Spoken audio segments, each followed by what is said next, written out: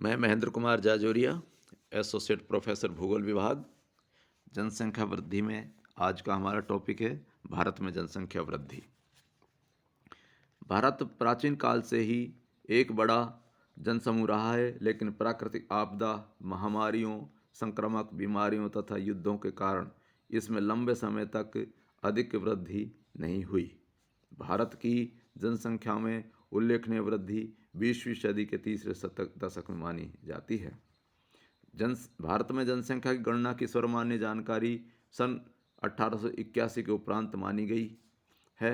इससे पूर्व विधिवत रूप से कोई गणना नहीं हुई।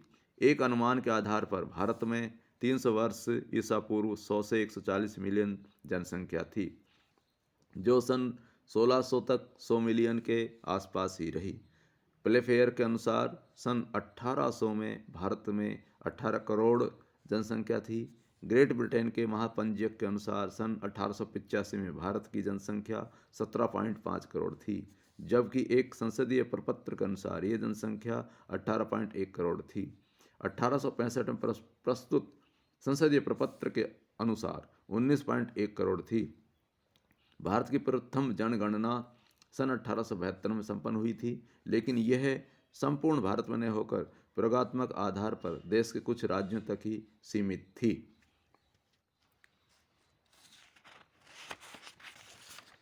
सन 1874-75 में जारी एक संसदीय प्रपत्र के अनुसार भारत की जनसंख्या 23.8 करोड़ थी। 19वीं शताब्दी तक भारत में जन्म दर और मृत्यु दर उच्चतम रही, लेकिन जनसंख्या वृद्धि में युद्धों, संक्रामक रोगों, अकाल आदि के कारण आकस्मिक उतार चढ़ाव आता रहा है। भारत की जनसंख्या में 19वीं शताब्दी के उत्तरार्ध में 1960 के बाद शांति तथा राजनीतिक स्थिरता के कारण निरंतर वृद्धि होती रही है। 20वीं शताब्दी में भारत की जनसंख्या वृद्धि अभूतपूर्व एवं चिंताजनक रही है। राष्ट्रीय परिप्रेक्ष्य में प्रथम जनगणना 1901 में हुई, जिस समय भारत की जनसंख्या 23.8 करोड़ थी, जो स्वतंत्रता प्राप्ति के दौरान बढ़कर 36.10 करोड़ तथा सदी के अंत में 4 गुना से भी अधिक 121 करोड़ हो गई। भारत की जनसंख्या की तुलना में अन्य बड़े देश चीन को छोड़कर पीछे हैं। इनमें संयुक्त राज्य अमेरिका, इंडोनेशिया तथा ब्राज़ील क्रम से तीसरे, चौथे तथा पांचवें स्थान पर हैं। सन 2011 में संपूर्ण विश्व की जनसंख्या 700 करोड़ हो गई है।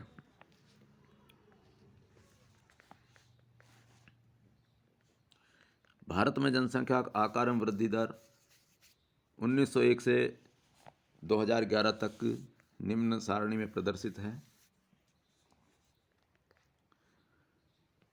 उपयुक्त सारणी से स्पष्ट होता है कि भारत की जनसंख्या में काफ़ी उतार चढ़ाव रहा है।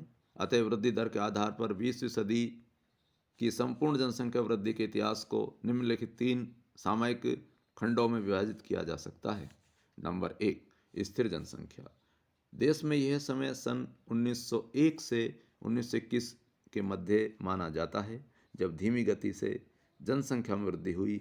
इसका प्रमुख कारण देश में पड़ने वाले भीषण अकाल, महामारी तथा अन्न अभाव के कारण जनसंख्या में उच्च जन्म दर के साथ उच्च मृत्यु दर होना रहा है।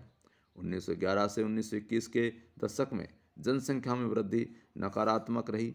20वीं शताब्दी के प्रथम दशक में प्लेग तथा दूसरे दशक में इन्फ्लुएंजा देश के बड़े भाग में महामारी के रूप में फैल गए थे। 1918 से 19 के में केवल इन्फ्लुएंजा से देश में 1 से 1.5 करोड़ व्यक्तियों की मृत्यु हो गई थी।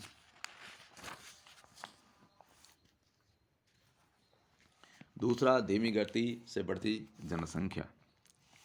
सन 1921 से 1951 के मध्य जनसंख्या में स्थिर दर से वृद्धि होती रही तथा 3 दशकों में केवल 11 करोड़ की वृद्धि हुई। इसका प्रमुख कारण अकाल एवं महामारियों पर नियंत्रण होने से मृत्यु दर में कमी होना रहा।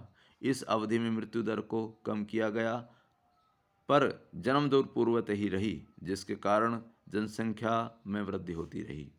1921 से 1931 का दशक भारतीय जनसंख्या विकास में एक महान विभाजक माना जाता है, क्योंकि इससे पूर्व जनसंख्या लगभग स्थिर थी। यहीं से जनसंख्या वृद्धि की प्रवृत्ति प्रारंभ होती है। दूसरे दशक में मृत्यु दर 49 प्रति 1000 थी, जो घटकर पाँचवें दशक के तक 27 प्रति 1000 हो गई थी। तीसरे दशक में सामाजिक हितों के कार्यों एवं चिकित्सा व स्वास्थ्य पर अधिक ध्यान दिया गया। संक्रामक रोगों को नियंत्रित किया गया। आवागमन के साधनों का विकास हुआ। सिंचाई सुविधाओं का प्रसार हुआ, जिससे खाद्यान्न उत्पादन बढ़ने लगा। अकालों की तीव्रता पर काबू पाया गया। इस स्वतंत्रता प्राप्ति से पूर्व जनसंख्या वृद्धि का मुख्य कारण मृत्यु दर में कमी आना था। नंबर 3, तीव्र गति से बढ़ती जनसंख्या। यह अवधि 1951 से 1981 के मध्य की मानी गई है। इस दौरान जनसंख्या में अत्यधिक तीव्र गति से वृद्धि हुई, जिसका मुख्य कारण मृत्यु दर का निरंतर घटते रहना तथा जन्म दर का लगभग स्थिर रहना है। इस अवधि में भारत की जनसंख्या लगभग दुगनी हो गई। स्वतंत्रता प्राप्ति के उपरांत पंचवर्षीय योजनाओं में बहुमुखी कार्यक्रम प्रारंभ हुए, जिसमें देश में कृषि, उद्योग, व्यापार, परिवहन आदि में तीव्रता से विकास हुआ। चिकित्सा एवं स्वास्थ्य सुविधाओं में विस्तार से महामारियों पर नियंत्रण पाया गया। फलस्वरूप मृत्यु दर में तीव्रता में कमी आई। स्वतंत्रता प्राप्ति के समय जो मृत्यु दर 27 प्रति 1000 थी, घटकर 1980 के दशक में 15 तथा 1991 में 10 प्रति 1000 हो गई। लेकिन इसके अनुरूप जन्म दर नियंत्रित नहीं हुई तथा जनसंख्या बढ़ती गई। 1981 से 1991 के दौरान जन्म दर में कमी आई। 1981 में 10 की वृद्धि जन्म दर प्रति 1000 27.2 थी, जो घटकर 1991 में 32 प्रति 1000, 2001 में 26 प्रति 1000 तथा 2011 में 22.5 प्रति 1000 हो गई। इसी प्रकार जन्म दर भी विगत 2 दशकों में नियंत्रित हुई है। सन 1981 में जन्म दर प्रति 1000 15.4 थी, घटकर 1991 में 11.4 प्रति 1000 तथा 2001 में 8.0 प्रति 1000 हो गई, जो 1981 की तुलना में 50% कम है। इस प्रकार स्वतंत्र प्राप्ति के उपरांत प्रथम बार जनसंख्या में ह्रास की प्रवृत्ति दृष्टिगत हुई है। बढ़ती जनसंख्या के विगत 6 दशकों में परिणाम स्वरूप अनेक समस्याएं सामने आई। तत्पश्चात विभिन्न सरकारी प्रयासों, शैक्षणिक विकास तथा जागरूकता के कारण सन 1981 से 2011 के मध्य जनसंख्या वृद्धि में घटती प्रवृत्ति का रुख दृष्टिगत हुआ है। इस अवधि में मृत्यु दर के साथ जन्म दर को भी नियंत्रित किया गया है। अतः 2011 की जनगणना से स्पष्ट है कि भारत जननांकीय संक्रमण की तीसरी अवस्था में तथा चतुर्थ अवस्था में प्रवेश करने में अभी समय लगेगा। अनुमान लगाया जाता है कि भारत सन 2025 के बाद इस अवस्था में प्रवेश कर सकता है।